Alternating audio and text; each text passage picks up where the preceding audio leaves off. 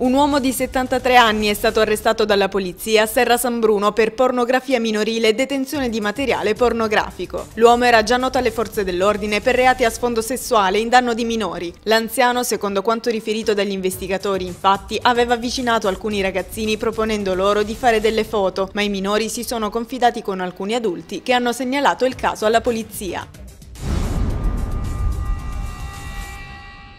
Nuova occupazione a breve per 3.119 posti in 988 imprese di tutta la Calabria. È il risultato della graduatoria dell'avviso pubblico della Regione per l'assegnazione delle borse lavoro che sarà pubblicata domani sul Burk. L'investimento complessivo del programma è stato pari a 85 milioni di euro. L'iniziativa è stata illustrata dal Presidente della Regione Giuseppe Scopelliti e dall'assessore al lavoro Francesco Antonio Stillitani.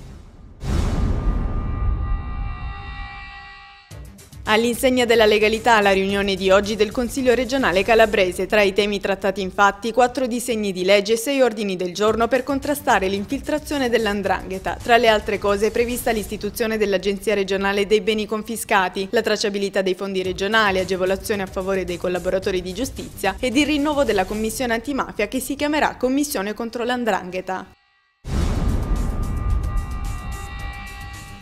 I componenti della Commissione antimafia del PD sono stati ieri in visita a Crotone. 2 gli obiettivi: esprimere vicinanza agli amministratori del partito oggetto delle intimidazioni e sollecitare l'invio della Commissione d'accesso antimafia alla provincia di Crotone in seguito all'operazione Idra. I deputati, guidati da Laura Garavini, hanno chiesto anche maggiori fondi per i magistrati.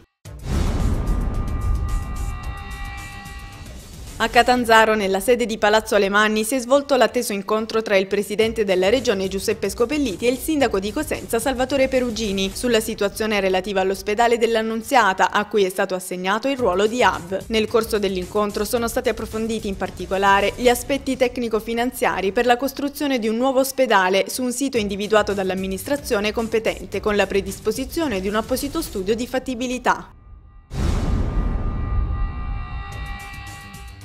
Si è svolto ieri a Reggio Calabria il convegno 'Ndrangheta e Donna, organizzato dall'associazione Mediterranea in collaborazione con l'assessorato provinciale alle politiche sociali e con il Museo dell''ndrangheta. Nel Palazzo della Provincia si è discusso del ruolo svolto dalle donne all'interno delle organizzazioni criminali, in base ad una nuova indagine da un punto di vista tutto al femminile. Si sono confrontati diversi pareri di autorevoli relatori.